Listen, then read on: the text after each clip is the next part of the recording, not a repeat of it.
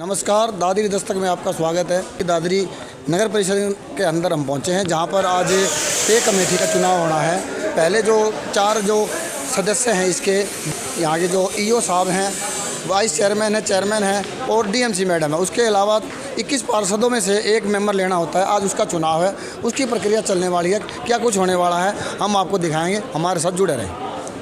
पे कमेटी जो बनाई गई हैं उसमें पार्षदों की तरफ से विनोद सिंह मार को लिया गया है। उनका स्वागत माला पहनाकर किया जा रहा है। देख सकते हैं उम्र दराज होने के नाते सतवीर चौहान को भी उनके द्वारा माला पहनाई जा रही है।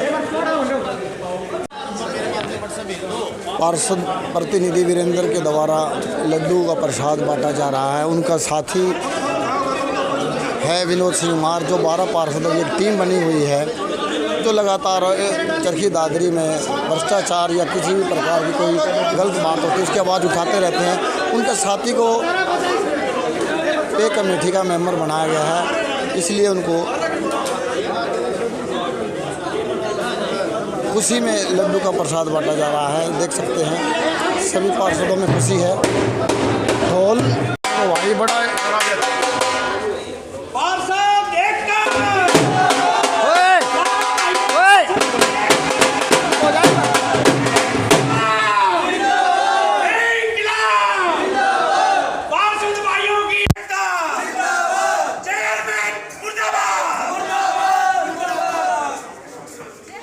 बात करते हैं सिंह मार का। अब ये पे कमेटी के मेंबर हैं, तो अब कितना विकास चरखी दादरी का होने वाला है, इस बारे में क्या कुछ विनोद सिंह मार का कहना है, उनसे बात करते हैं।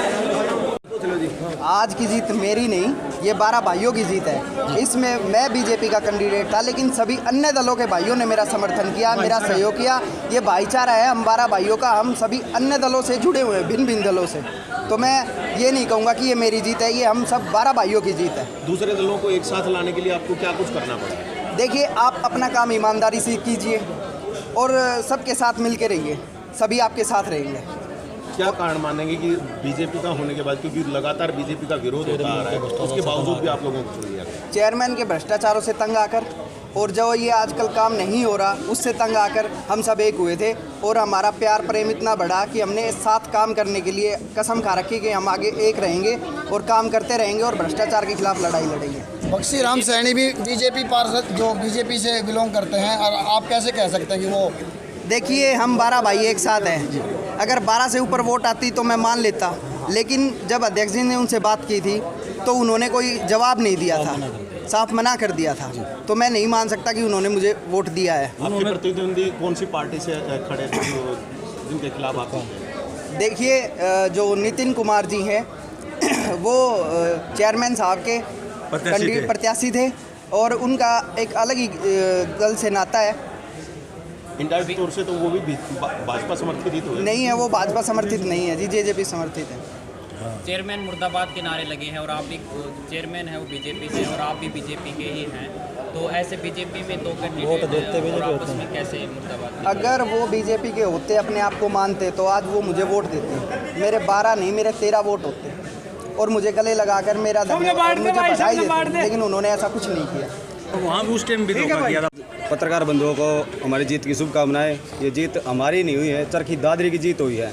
जो ये चेयरमैन भ्रष्टाचार के मामले में चरखी दादरी को नंबर 1 पूरे हरियाणा में बनाने में तुला हुआ है, उसकी ताबूत में कील का काम ये 12 पार्षदों की एकता करेगी।